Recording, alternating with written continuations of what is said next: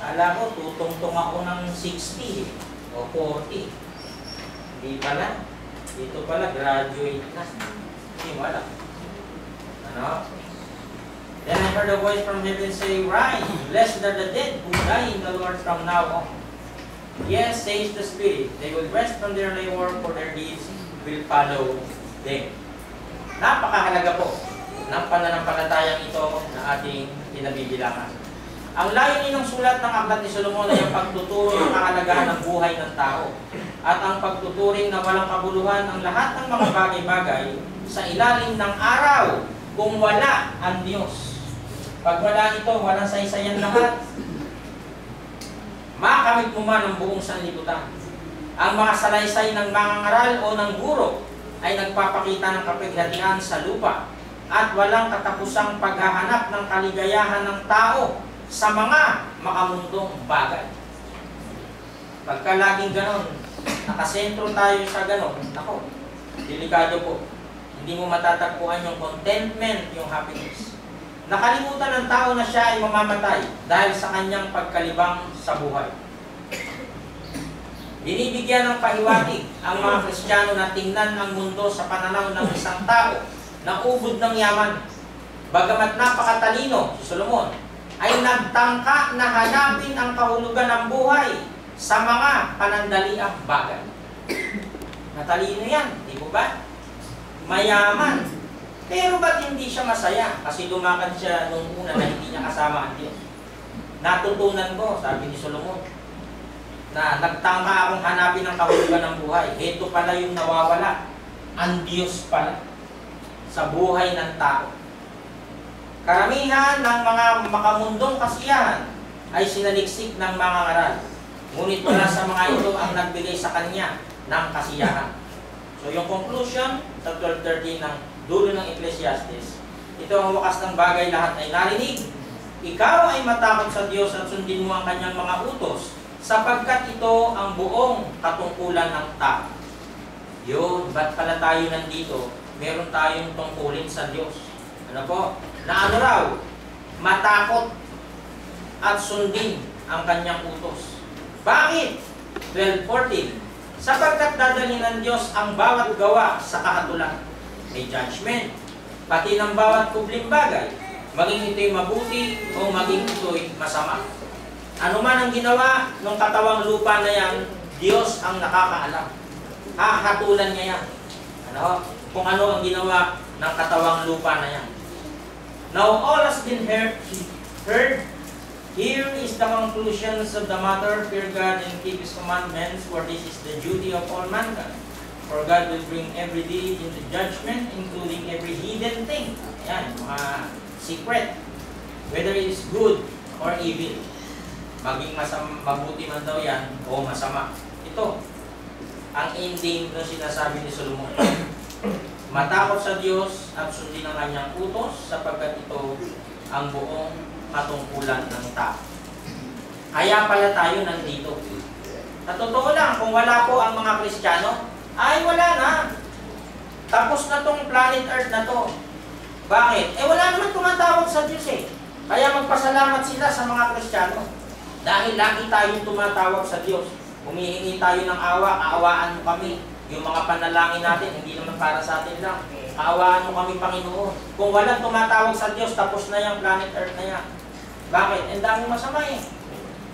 Tapos gusto nila magtayo ng isang batas na lang, aalis na ng Christianity. May nabasa akong gano'n eh. Pag inalis nyo Christianity, tatagilid kayo. Wawasakin ng Diyos tong mundo na to. Naniwala po kayo. So sana po sa oras na ito, naluwalhati natin ng Diyos sa pamamagitan ng mga paksa na ating nilatag. Nakakalungkot, marinig na tayo ay nabawasan sa ating mga kapatid, yung ating mahal na kapatid na Sister Lita. Ano po? Kaya ako nabuo ang paksa na ito. At bawat nawawala sa iglesia ay talagang susugatan ang mga ngaral, nasasaktan, nakakalungkot. Ano ho? Dahil tayo ay isang katawan. Yung nasa chapter 12 ng unang Korinto. Hindi lahat mata, hindi lahat paa. Pag may nasaktan dyan, nasasaktan lahat eh. Yung ganun po nararamdaman ng mga ministro o tagapangaral. Sana natuto po tayo sa oras na ito ng mga salitang makapagpapalakas ng ating kalooban. At pagkatapos po nito, ng ating service, tayo ay pupunta po. Ano po? Magsa-service tayo doon sa kay Sister Rita. Ito siguro na yung huling samba niya, parang gano'n, ano? Na kasama natin itong ating mahal na kapatid. So tayo po ay nadako na sa sentro ng ating gawain, ang pagpuputol-putol sa tinapay at pag-inom sa saro ng Panginoon. Muli tayong umuri ng ilang awitin na nasa monitor. Mas Jesus there. Ready? Sing. Mas Jesus there. The cross alone and all the world go free. No, there's a cross for everyone, and there's a cross for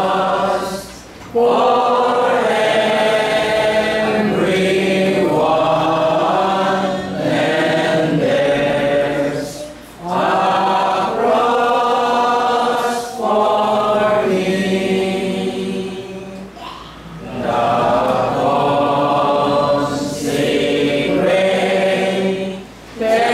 consecrated cross I'll bear till He shall set me free, and then go home, my crown to wear, for there's a crown for me. Oh, precious cross, oh, glorious crown, oh, resurrection day.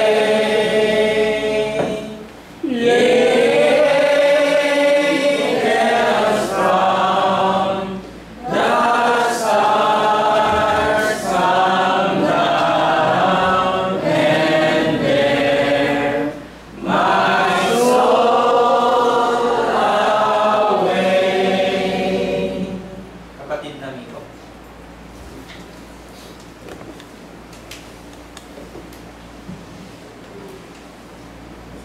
Sa mapagpalang umaga po sa ating lahat at tayo papatuloy sa ating gawain sa pagpupulpul ng tinapay at pag-inom sa saro. At ako babasa nilang talata sa 1 Corinthians chapter 11 verses 23 to 29. Ito ang sinasabi. Sapagkat tinanggap ko sa Panginoon ang ibinibigay ko naman sa inyo, na ang Panginoong Hesus sa gabing siya'y pagkanulo ay dumampot ng tinapay. At nang siya'y makapagpasalamat, ay pinagputol-putol at sinabi, ito'y aking katawan na pinagputol-putol dahil sa inyo. Gawin niyo ito sa pag-aalaala sa akin. At gayon din naman, hinawakan ng saro pagkatapos sa makahapon, na sinasabi, ang saro ito'y siyang bagong tipan sa aking tuyo. Gawin niyo ito sa tuwing kayo magsisinom sa pag-aalaala sa akin. Sapagkat sa tuwing kanin ninyo ang tinapay na ito, at inuman ninyo ang saro, ay inihayag ninyo pagkamatay ng Panginoon hanggang sa dumating siya. Kaya ang sino mang kumain ng tinapay o uminom sa saro ng Panginoon na di nararapat, ay magkakasala sa katawan at dugo ng Panginoon.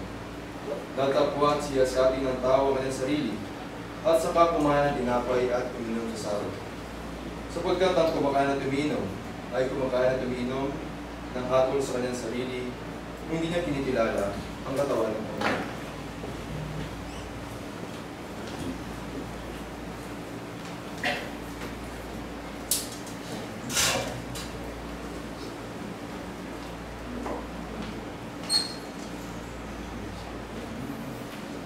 Tayo po ay bukod at nalangin. O Diyos Ama na makapagpagilan sa lahat, parang tinituloy po sa pagkasalamat sa pagkakataon na pinagkaloob po sa ating araw nito. na aming alalahanin ang kailangan ng anak sa Kristo Jesus. Narito Panginoon, hawak ng mga lingkod, ang katas ng ubas na sinusumbulo sa mga dugo, at ang tinapay na nalibadura na sinusumbulo naman sa mga katawan.